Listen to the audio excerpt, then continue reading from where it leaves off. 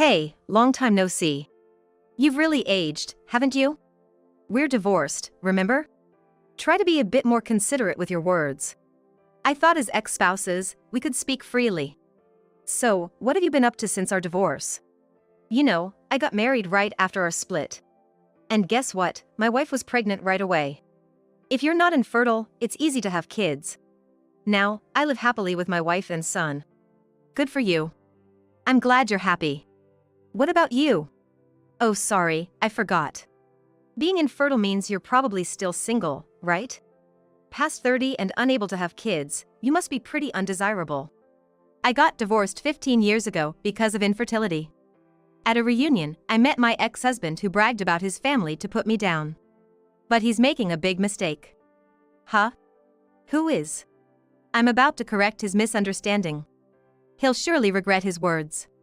Also, I'll throw in an extra piece of news. With a bit of mischief, I decided to share something unnecessary.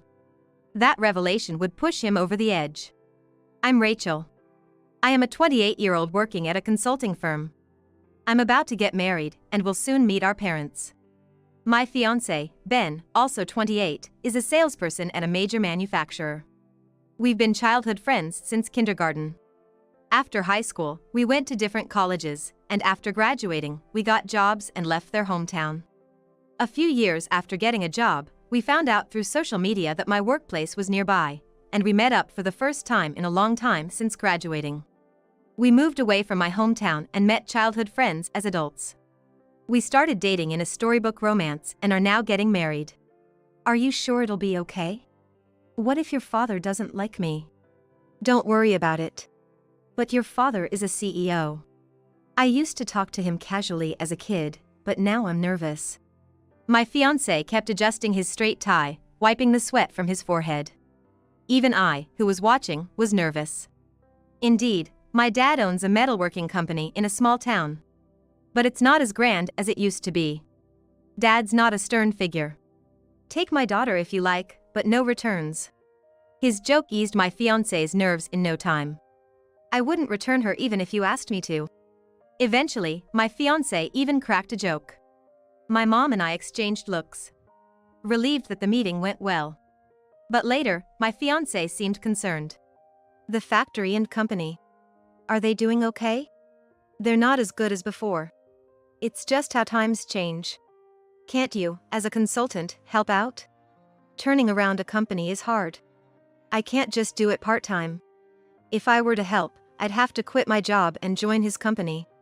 So, you're planning to take over the business? No. Dad doesn't want me to struggle with it. He plans to sell it eventually. I just give simple advice to keep it running until he retires. Got it. Realizing the company was fine, my fiancé's face softened. I was touched by his concern for my dad. 6 months later, we got married. Do you want coffee, or will your usual tea do? Yes, tea please. While I was cleaning up after dinner, my husband prepared my tea perfectly. Also, to prevent the tea from getting cold, the tea is brewed just in time for when the dishes are finished. His thoughtfulness, typical of a salesperson, always anticipates my needs. Our marriage is going smoothly. However, 2 years in, I began to feel a certain unease about our otherwise perfect life. My relationship with my husband is good, and we're intimate fairly often. However, it's been 2 years since we got married, and we still haven't been blessed with a child. Don't worry so much, it'll happen eventually. But I'm already 30. I can't help feeling a bit anxious. My husband, lounging on the living room sofa and fiddling with his smartphone, responds casually to my concerns. Normally, I would be upset that he's not taking this more seriously. However, I know he's trying to prevent me from feeling too anxious or guilty about not being able to have children. He's an only child, just like me, and his parents both worked. He often spent time alone at home and has always longed for a complete family life. My parents also worked, but I spent time at their office after school, so I never felt the loneliness he did. Still, I understand the importance of spending time with loved ones and want to make his wish come true. I also want children. I think I'll go to the doctor just to be sure. Is that really necessary? If nothing's wrong, that's great. But if there's an issue, it's better to know, right? Well, yeah, I suppose. The following weekend, I went to the hospital alone for 2 reasons. 1, I assumed they'd probably just tell me nothing was wrong. 2, if there was a problem, I didn't want to worry about how to react in front of my husband. I casually went to the hospital, thinking about what to buy on the way home. The tests were over quickly, but I had to wait for the results. 2 weeks later, the results were in. It's like nature's rule to expect the worst in these situations. I didn't shop that day, just walked home staring at the ground. I'm infertile.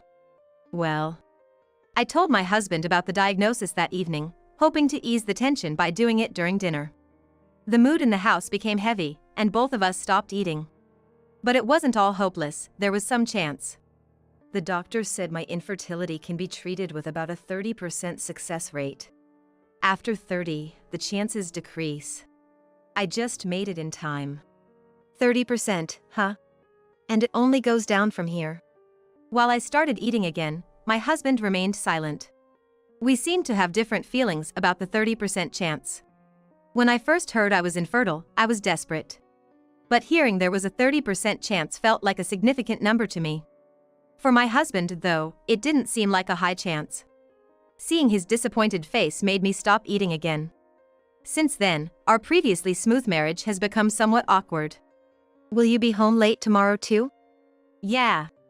While cleaning up the dishes, I talk to my husband relaxing in the living room, but he responds disinterestedly. Ever since he found out about my infertility, he's been coming home late. He says he's busy with work, but I think he wants to spend less time at home.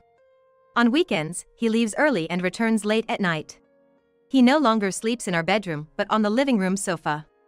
We're together in the house, but living separate lives. I feel sad as I sense his heart drifting away. But knowing the reason is because of me, I can't blame him. 6 months later, my marriage had cooled significantly, and my husband and I hardly spoke at home anymore. Today, being a day off, he left the house early in the morning. Watching him put on his shoes at the entrance, I realized I felt somewhat relieved when he left. My mood lightened slightly, and I became more efficient with chores like laundry. However, as I was about to throw one of his shirts into the washing machine, I sighed. Foundation stains again. These never come out.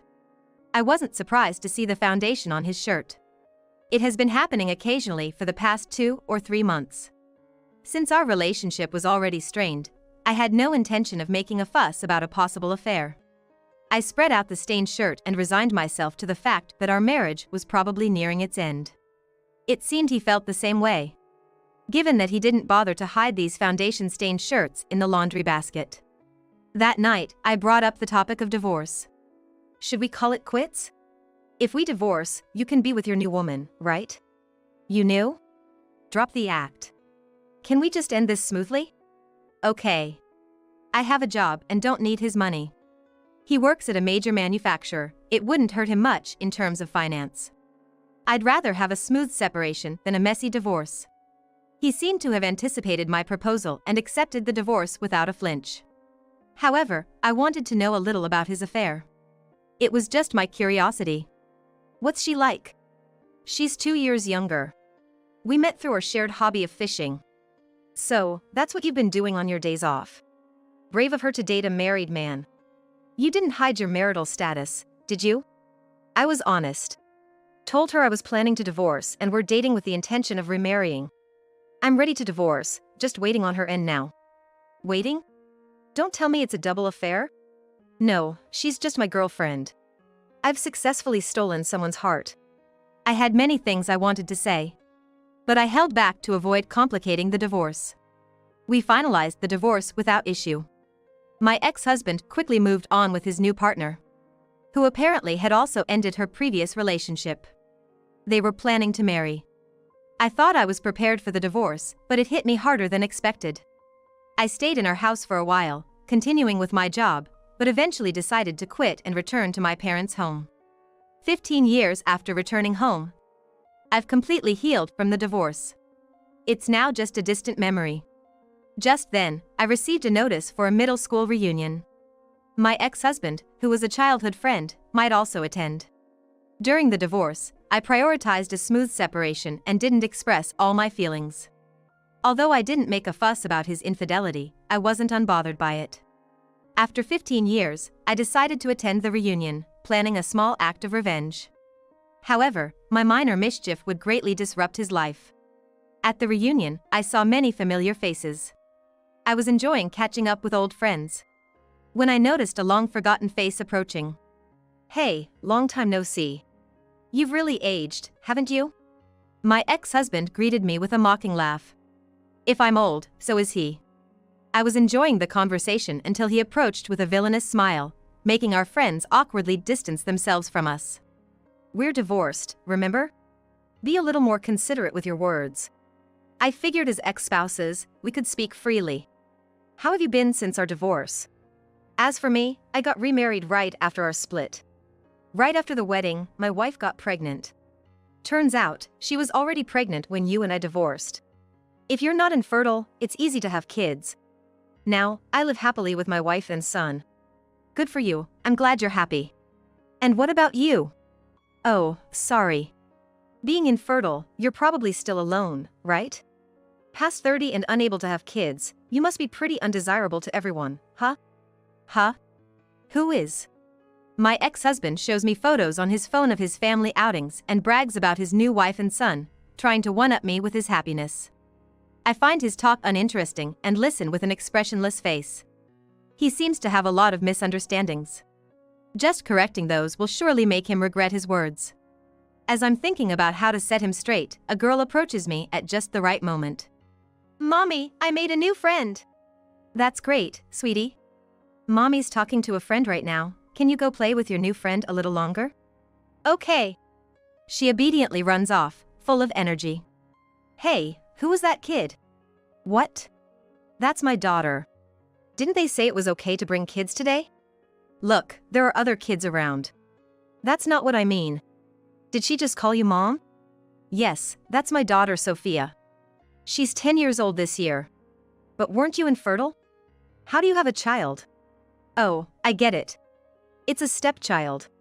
"Is it the child of a remarried partner?" "Excuse me. Sophia is the child I gave birth to." "How?" "Infertility can be treated, you know? You just assumed it couldn't be cured." I hear soft chuckles from around us. My close friends know about my divorce and that I have a child. So, my ex-husband, who thought I couldn't have kids and tried to one-up me with his own, ended up being laughed at by our friends. He seems to realize he's the butt of the joke. "So, you have a child, which means you got married again. Congratulations." My ex-husband, embarrassed about trying and failing to one-up me with his child, turns red. Though he congratulates me, it seems more like an attempt to hide his embarrassment and appear magnanimous. "Who'd marry an old hag like you?" "Workplace romance." "Really? Still working at the consulting firm?" "No, you're out of the loop. I took over my dad's business. He's not retired yet, but he's working as the chairman now." "What? I thought you said that company was going to be sold." "I decided to take over the business when I moved back home after our divorce. It's been a tough 15 years, but now we're approaching a revenue of $60 million a year. We've moved up from a small to a medium-sized company." $60 million? My success in growing my father's company is fairly well known among local friends. My ex-husband, clueless about this, is once again the subject of chuckles from our friends. "Didn't you say running a company wasn't easy?" "Yes, but after the divorce and quitting my job, I could fully focus on turning the company around." Growing the business was a continuous struggle. At first, employees were skeptical about me suddenly taking over. So, the first step is to actively communicate with employees and gain their trust. I spent the first 2 years building trust through communication and proved my worth through my work. It took another 3 years. During this time, I overworked myself to exhaustion, but my current husband supported me. He stood by me during my infertility treatments, and we had Sophia 10 years ago. For the past decade, we've been tirelessly growing the business, breaking through the $10 million revenue barrier faced by many companies, and now we're reaching $60 million. "You're the president of a $60 million company?" "Yes. You let go of me, thinking I was infertile and unable to be successful. But I had a child and grew a business. How does that make you feel? And how about you? Have you made it to the sales director yet?" I ask him with a smirk, not knowing his actual position at his company. Considering he works for a major manufacturer with many rivals, I'm sure it's not easy. Seeing him clench his teeth in silence, I'm convinced he hasn't achieved significant success. I counter his child's one-upmanship and surpass him in career success. Watching his frustrated face satisfies me, but I decide to drop one more bombshell. By the way, you said your wife got pregnant right after you married. That was right after our divorce, but also soon after she broke up with her boyfriend, right? Are you really sure that it's my child? Is that what you're trying to say? Of course, it's my child. Claiming that doesn't make it more convincing. You were having an affair, and so was she, right? The topics of affairs, the possibility that my ex-husband's child might belong to someone else, drew the attention of those around us. Not just our close friends, but many people gathered around us. It was a bit embarrassing to be the center of attention, but clearly, my ex-husband was the villain in this scene. The cold stares were all directed at him. He seemed to realize the chilly reception and quickly left the venue. Satisfied with making my ex-husband face embarrassment, I resumed chatting with my friends. My revenge on my ex-husband was complete. I thought I wouldn't think about him anymore. But about a month after the reunion, he called me. He probably got my number from a friend at the reunion. Reluctantly answering the phone, I wondered what he would say. Hey! Did you know about this? I racked my brain for what he could be referring to, but couldn't come up with anything. So, I directly asked him.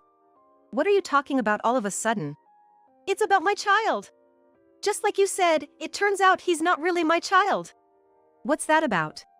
I couldn't help but burst into laughter, even though I knew I shouldn't. My ex-husband had taken my words seriously and got a DNA test, which revealed that the child he thought was his wasn't biologically related to him. How did you know that? And why didn't you tell me? I didn't know. I just said that to make you anxious or maybe cause a little fight with your wife. I never thought it would actually be true. Was she cuckolding you? No, my wife didn't know either. She thought it was my child. It's your own fault for not checking, even though she had a boyfriend right up until she got pregnant with you. But you've been raising that child for 15 years, blood-related or not, he's still your child, right? What? Why would he be my child? He's the child of my wife's ex-boyfriend. I've decided to divorce. What? Just like when discussing divorce, there are many things I want to say to my ex-husband. However, people have different values, and I don't think I should interfere in other people's family affairs. I swallowed the words that rose to my throat. Then you're getting a divorce, right? I'm in trouble because I can't do that. Why? My wife says she won't divorce me. When it was discovered that the child was not his, my ex-husband asked his new partner for a divorce.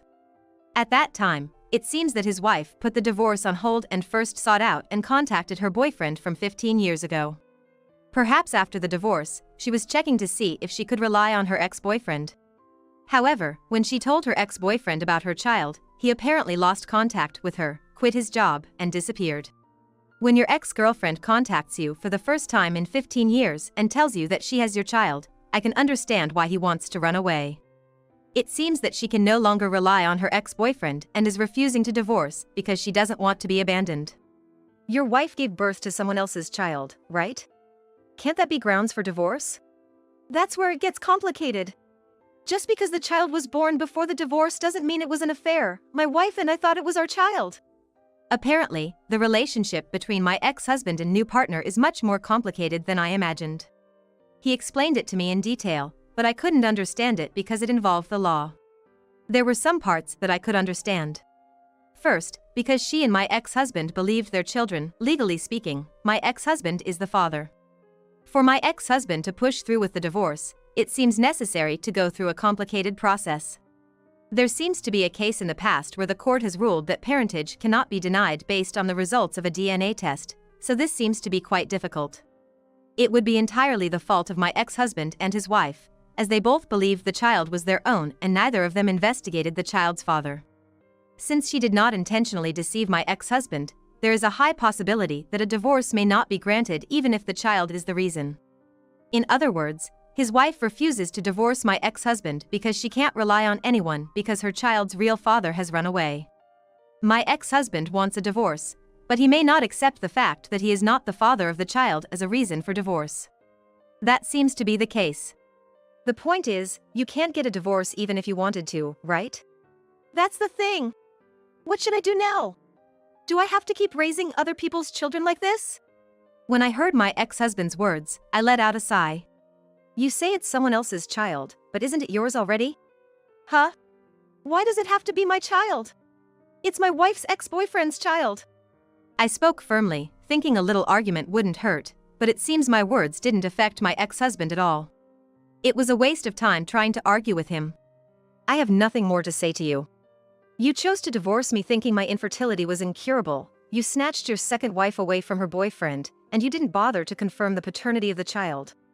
All those decisions were yours. Take responsibility for them. I yelled at him and hung up the phone.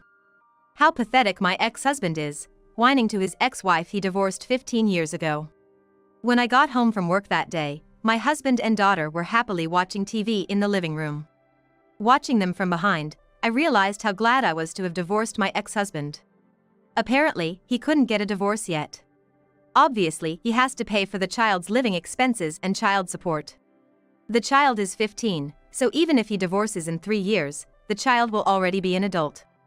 His second wife will probably not make a fuss about divorce at that point. It's a clear win for her. She hasn't told the child about his real father yet. So, the child resents his father for abruptly leaving. When he learns the truth, he might be relieved he's not really my ex-husband's child. But it could also increase his hatred for my ex-husband. When that time comes, I hope my ex-husband faces the child's anger without running away. By then, he'll have experienced his second divorce and likely won't want to marry again. My ex-husband tried to one-up me, thinking I couldn't have children, but I got the upper hand with my child and career. My little comment threw his life into chaos. Maybe he shouldn't have tried to one-up me. I continue to work hard. And unlike my ex-husband, our family relations are great. We're currently planning where to go on our next day off.